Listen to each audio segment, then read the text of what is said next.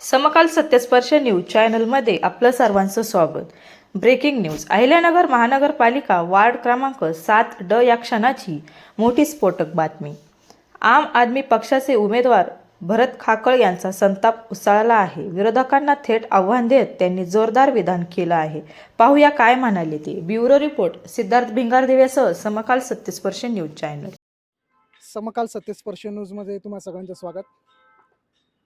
अहिल्यानगर महानगरपालिका निवडणुकीच्या पार्श्वभूमीवर प्रभाग क्रमांक 7D आम आदमी पार्टीचे उमेदवार श्री भरत खाकळ यांच्याशी आपण काही मुद्द्यांवर चर्चा करणार आहोत. जास्त मुद्दे नाही आहेत, 2 ते 3 मुद्द्यावर ते काही प्रश्नांवर ज्यांच्या प्रतिस्पर्धींनी काही प्रश्न मांडलेत किंवा ते काही उल्लेख केला आहे त्या प्रश्नावर आपण एक नजर टाकणार आहेत. त्यांच्याशी चर्चा करूया. त्यांचं काय म्हणणं आहे, काय सांगाल सर? आत्ताच आम्ही प्रचाराहून आलो. आम्हाला कळलं की माजी महापौर बाबासाहेब वाकळे हे विविध माध्यमांशी बोलत होते आणि ते ऐकल्यानंतर मला प्रचंड चीड या गोष्टीची आली की त्यांनी सगळ्यात पहिले नागरिकांचा प्रभागाचा विकास याला हा शब्द वापरला.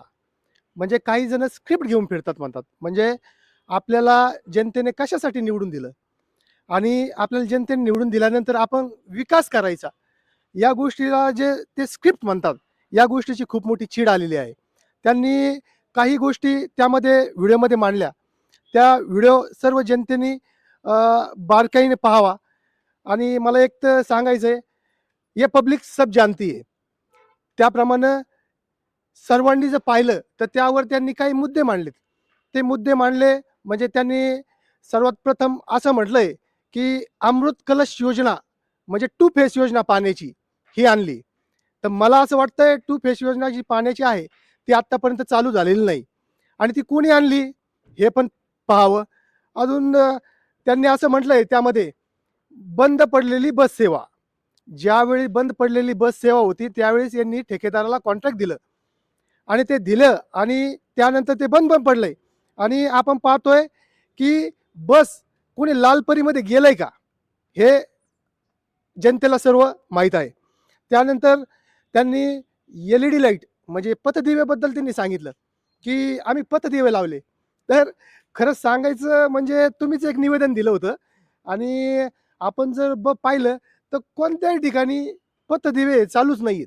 नाही, जे पथदिवे होते ते तर व्यवस्थित कधी चालू नव्हते. परत ते काढल्यानंतर जे नवीन पथदिवे बसवले ते अद्यापपर्यंत कुठे लाईन टाकून ते कुठे चालू नाही.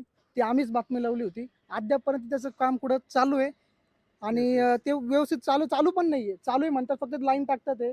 त्याचं काम अद्यापरित्या कुठपर्यंत चालू नाही. ती न्यूज आम्हीच टाकली होती. ते सर बरोबर बोललात. हो, म्हणजे ते 15 वर्ष नगरसेवक होते. एक टाइम जनतेने त्यांना महापौर पद दिलं आणि ते विकासाचे कामं ते सांगू राहिले की जे त्यांनी केलेच नाही आणि होते ते पण बंद पाडले. त्यानंतर ते असं म्हणतात की आरोग्य केंद्र त्यांनी केलं. त्यानंतर ते म्हणतात की एक योगा हॉल मी खोललाय. जर तुम्हाला 15 वर्ष जनतेने निवडून दिलंय, तुम्हाला एक महापौर पद दिलं आणि तुम्ही एक योगा हॉल खोलतायत, तर लाजिरवाणी गोष्ट आहे असं मला तरी वाटतंय. त्यानंतर खरं या गोष्टीबद्दल मला हे विशेषच वाटतंय की एवढे दिवस सत्तेत असून त्यांनी आपल्या प्रभागात काहीच केलं नाही आणि ते म्हणतात की बाहेरचे पर्यटन क्षेत्र बनवू. म्हणजे आता पर्यटन क्षेत्र कधी बनवायचं? त्यांना वाटतं की आता बी जनतेने मला निवडून द्यावं आणि मी पर्यटन क्षेत्र बनवावं. इतके दिवस केलं काय? आता पर्यटन क्षेत्रामध्ये जर त्यांच्या गावालगत एक सरकारी शाळा आहे, 17 नंबर शाळा, त्या सरकारी शाळेचा विकास त्यांना करता आला नाही. मी तर खुलं चॅलेंज करतो, त्यांनी आज उद्या त्या या सरकारी शाळेत जावं 17 नंबरच्या आणि त्याचं टॉयलेट शीट चेक करावं. टॉयलेट शीट एवढं भरलेलं आहे. आता पर्यटनाला काय ते दाखवणार ते ज्या गावामध्ये राहतात त्या गावाचा सिटी सर्वे त्यांना अजून करता आलेला नाही. ते ज्या गावामध्ये राहतात सावेडी गाव, त्या गावठाणाची वेस त्यांना बांधता आली नाही. गावाचा सप्ताह झाल्यानंतर सप्त्याच्या मीटिंगमध्ये ते म्हणतात गावकऱ्यांकडून 10,000 रुपये कंपल्सरी घ्यायचे आणि आपण सप्ताह मोठा करू. म्हणजे अशी त्यांची नियती आणि त्यांची दानत आहे. तर पर्यटन आणणार कसे? साधं एखाद्याची जर अंत्यविधी झाली किंवा एखाद्याचा दहावा असेल तर आपण खरंच त्या ठिकाणी गेलो तर 10 दहावे एका ठिकाणी असतात आणि त्या ठिकाणी सावेडी उपनगराला आज सावेडी उपनगराला खरं म्हणजे आज मला पण जायचंय, उद्या महापौर बाबासाहेब वाकळे पण मरणार आहेत आणि त्या ठिकाणी जाणार आहेत. तर त्यांना पण ती खरी गरज आहे की एक दुसरी स्मशानभूमी सावेडी उपनगराला द्यावा. ते करत नाही आणि कोणत्या याने ते म्हणतात ते मला माहित नाही. अजून त्यांनी सांगितलंय की आपण वाचनालय आणि अभ्यासिका खोलू. म्हणजे अजून पण त्यांना खोलायचंच आहे. म्हणजे आतापर्यंत काही केलं नाही. मला जनतेने निवडून द्यावं आणि मी नंतर मग करणार काम, असा त्यांचा काही ध्यास आहे. त्यांनी अजून एक खास त्या व्हिडिओमध्ये लास्टचा पॉईंट सांगतो. त्यांनी लिहिलंय, मी ॲडव्होकेट असो किंवा काही संस्था मी खोलल्या आणि त्या संस्थेमार्फत काय केलं त्यांनी त्या व्हिडिओमध्ये बघा. आणि त्या मला असं कळतंय की त्यांनी फक्त एक प्रॉपर्टी लाईनची एक संस्था खोलली होती आणि लोकांचे मुंडके मोडून त्यांनी आत्ता जे महानगरपालिकेत चोरी करून लोकांचे मुंडके बोलून अतिक्रमण करून त्यांनी आज कोट्यधीश ते बनलेले आहेत आणि ते म्हणतात की मी संस्था केली. त्यांनी कोणतीही प्रकारची संस्था केली नाही. मला ह्या व्हिडिओ मार्फत अजून सांगावंसं वाटतं, 2.5 वर्ष महापौर बनल्यानंतर ते बंगल्यातून बाहेरच पडले नाही. काही लोकांना अशा वेदना होत होत्या की हरिजन वस्तीमध्ये, मी तुम्हाला सांगतो मित्रांनो, एक संजू भिंगारदिवे म्हणून होता. तो बिचारा खरडा लागून त्याचा मृत्यू झाला, पण त्याला त्यांनी कधीच पाहिलं नाही. मी स्वतः 3 ते 4 वेळा त्याला राशन भरून दिलं. कोरोना काळात त्याला कितीतरी ठिकाणी घेऊन गेलो आणि शेवटी तो माझ्यापाशी येऊन ढसाढसा रडला. तो मला हेच म्हणला, आज ही खरं गोष्ट सांगायची आहे की मागच्या इलेक्शनच्या वेळेस तो माझ्याकडे लिस्ट घेऊन आला होता.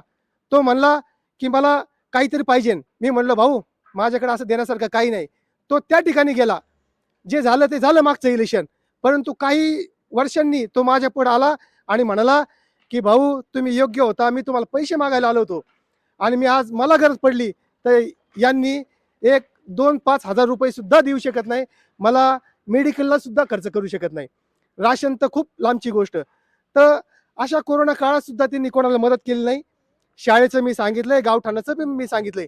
त्याचप्रमाणे मला एक सांगायचंय, यांचे घोटाळे मी खूप दिवसापासून टाकतोय की इतके मोठे मोठे अर्बन बँकचा घोटाळा याच्यामध्ये त्यांचा हात. त्यानंतर सावेडी गावच्या जे खंडोबा मंदिर आहे त्या ठिकाणी सुद्धा घोटाळा करायचा यांनी प्रयत्न केला. संडास बाथरूम त्या ठिकाणी सुद्धा घोटाळा. त्यानंतर 32 कोटीचा, खास करून हा खूप चर्चेतला विषय आला होता, 32 कोटीचा मसणवाटा. हा चर्चेतला विषय तुम्हाला सांगतो. महापौर पद भूषवलं, आता म्हणतायत मला निवडून द्या. त्या व्हिडिओमध्ये त्यांनी एक ही पण गोष्ट सांगितली की आम्ही काम करतो, आम्ही जनतेकडे जात नाही. जर जनतेकडे जात नसते तर आता जायची वेळ तुमच्यावर आली नसती. 32 कोटीचा मसणवाटा म्हणजे अशी आहे, महापौर पद त्यांना जनतेने दिलं. दिल्यानंतर त्यांनी अजेंडा काढला आणि तो अजेंडामध्ये जमीन क्षुल्लक किमतीची, जमीन त्यांच्याच पक्षाच्या याची, त्यानंतर पाहणी करणारा त्यांचाच मित्र आणि अजेंडा काढला हे, आणि सूचक अनुमोदक यांचेच.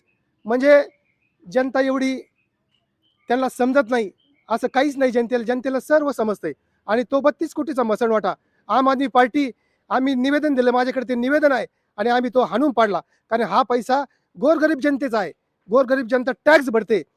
टॅक्ससाठी कोणी कमी करायला जात नाही. आत्तामध्ये घरपट्टीचं आलं होतं, कोणीच जात नाही, मजा बघतात. का? यांना त्यातून मलिदा मिळणार आहे.